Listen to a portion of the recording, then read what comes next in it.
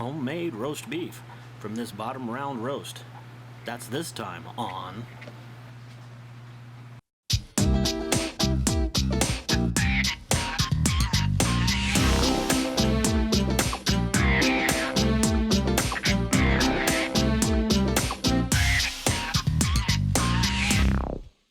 So we're eating at Arby's the other day.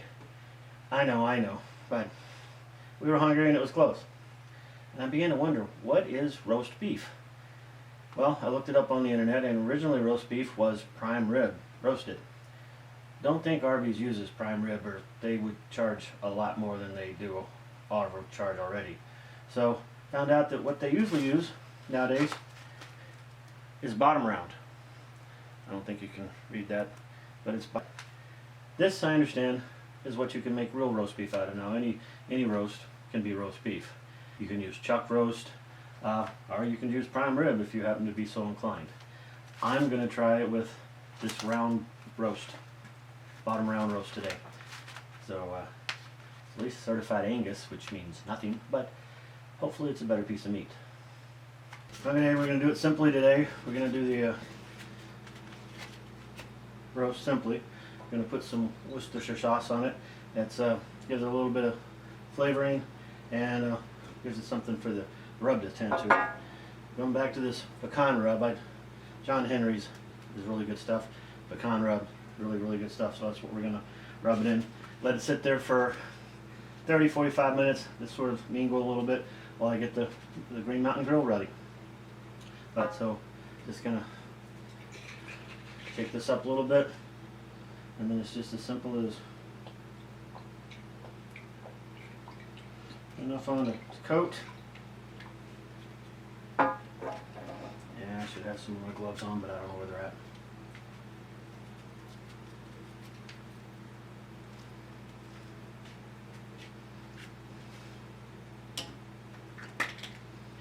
And then sprinkle from up high so it evenly coats. I'm blocking everything.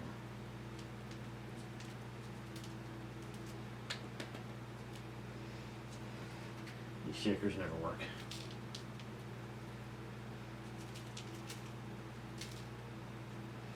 Well, I'll finish putting this on there and let you see the finished product. Here it is. It just looks dark. It's covered in John Henry stuff. It's going to sit here for 30-45 minutes. That's why I go get the Green Mountain Grill ready. The Green Mountain Grill will be set to about 200 to 205, and we're just going to let it cook for 4 or 5 hours until it hits about 125, 130.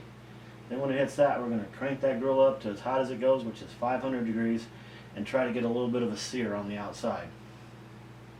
Then we'll taste it. That's my favorite part. See you at the grill.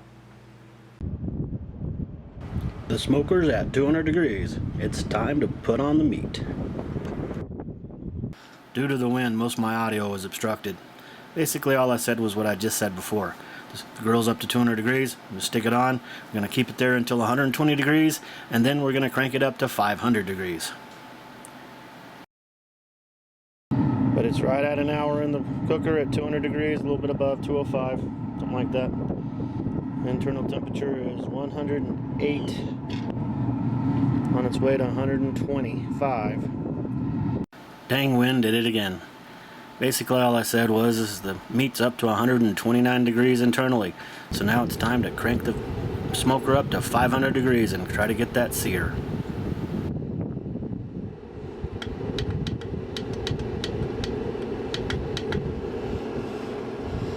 Well, they got up to 500 really quick.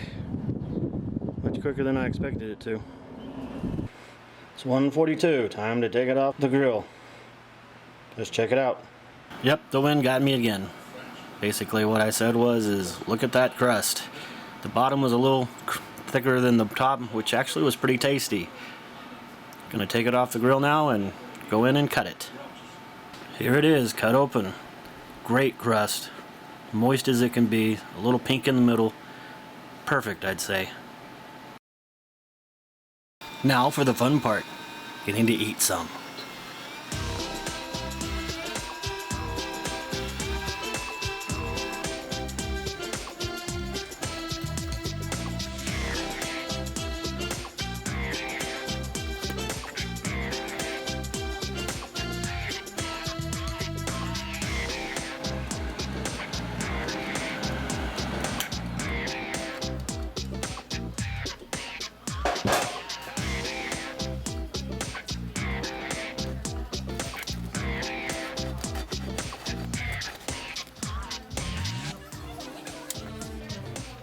All in all, I really liked it. It cooked a lot faster than I thought. It only took about 2.5 hours to cook.